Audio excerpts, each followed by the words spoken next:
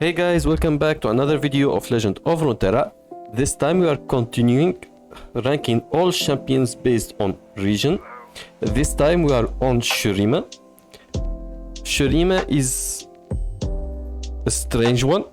They have a lot of different playstyles that you can use, but all of them has very powerful support abilities, basically.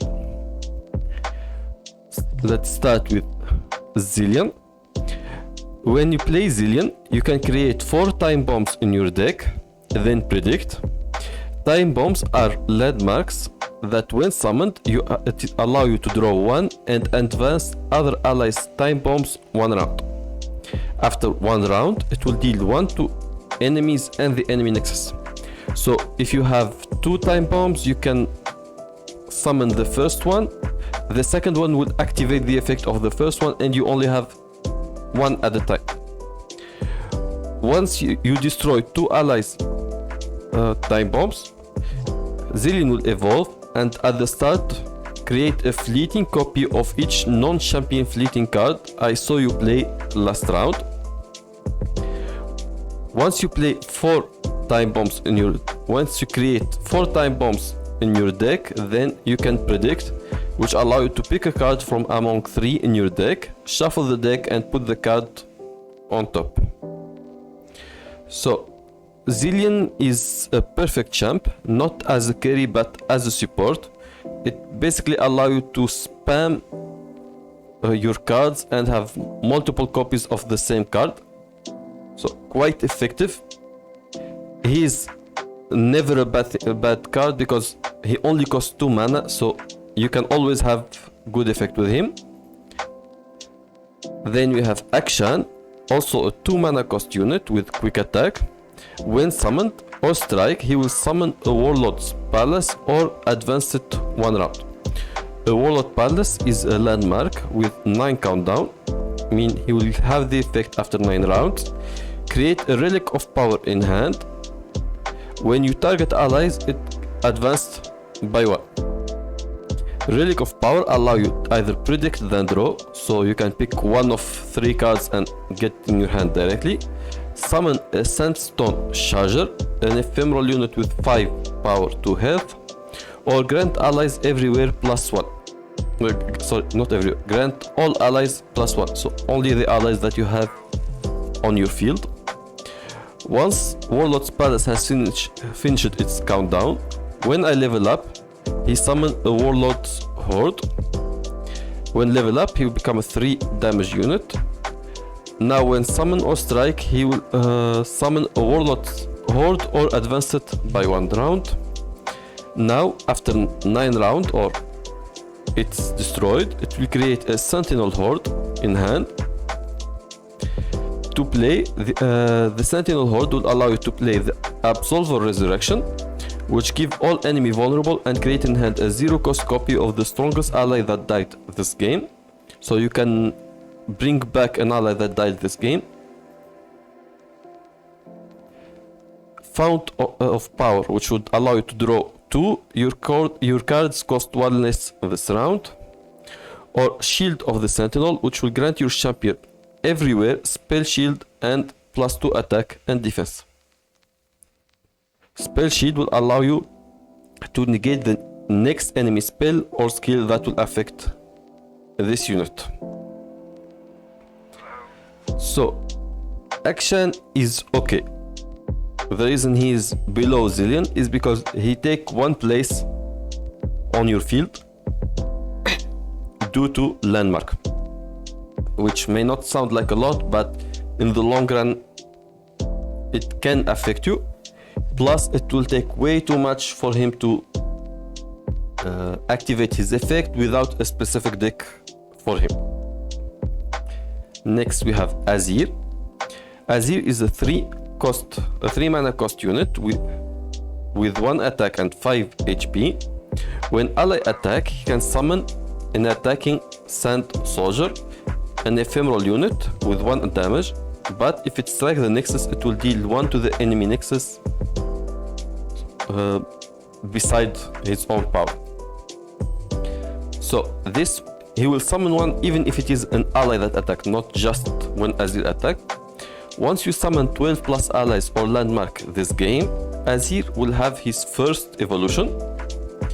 When ally attack, he can summon a sand soldier, same as always, but when you summon another ally, he give Azir and that ally +1 this round.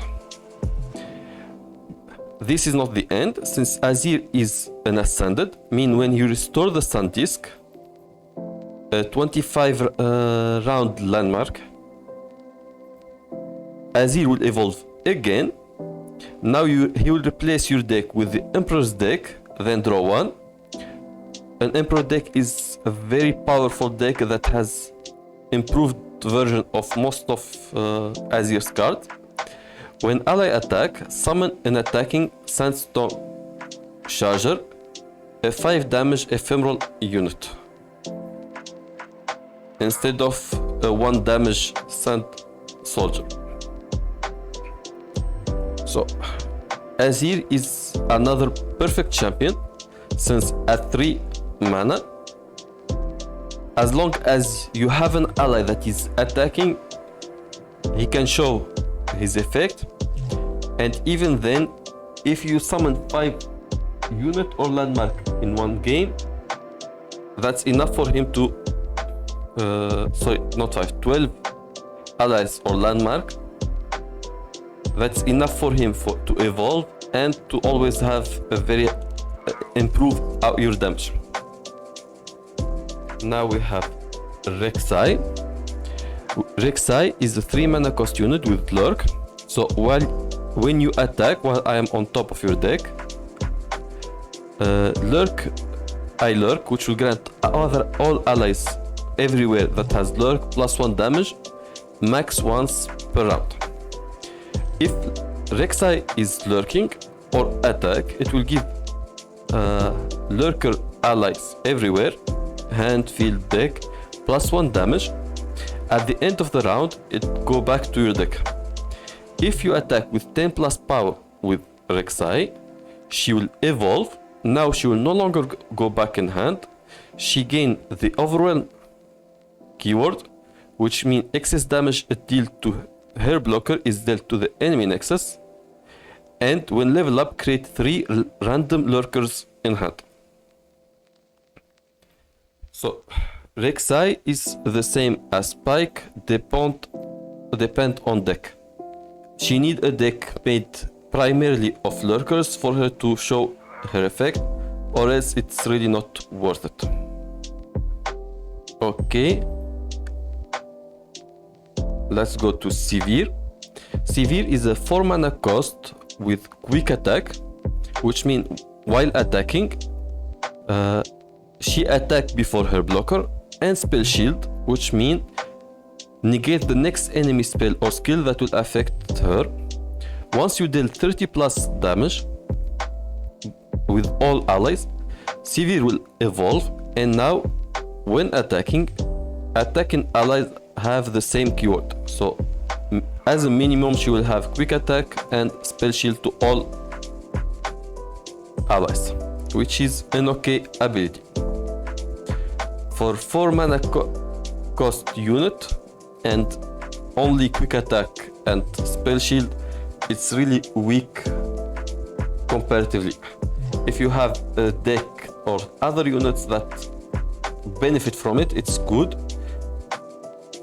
It's never a wrong thing to have her, it's just not that great idea. Okay, now we are going to Talia, a 5 mana cost unit. When summoned, when played, she will summon an exact copy of an allied landmark.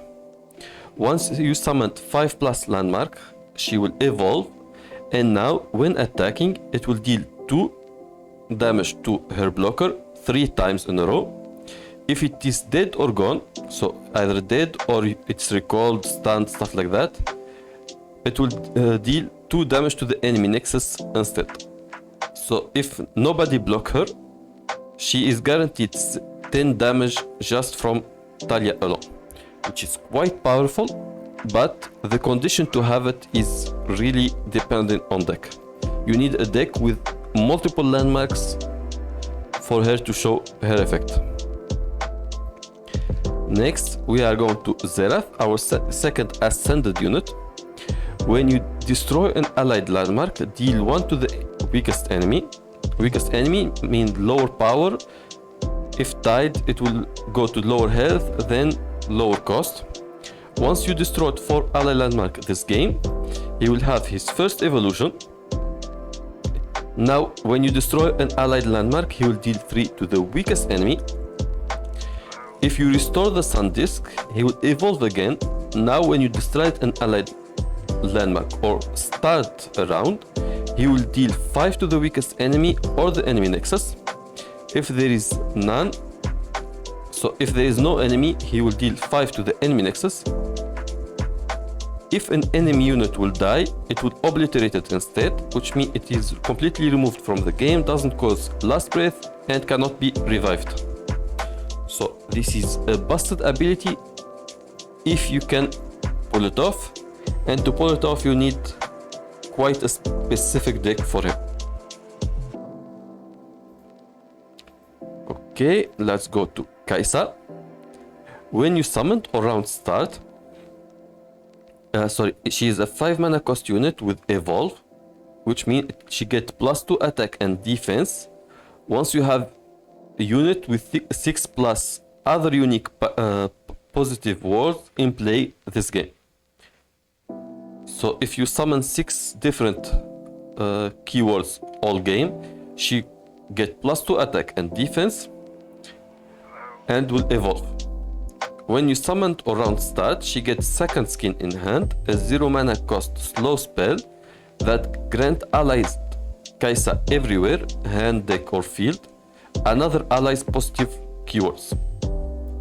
So once she level up, now not only will she get second skin in hand, when she attacks she deal 1 for each positive keyword that she has to an enemies or the enemy nexus, lowest health first. So late game this can be quite busted, but again that depends on the deck. You need quite a few keywords for her ability to matter, and most decks don't have that many different keywords.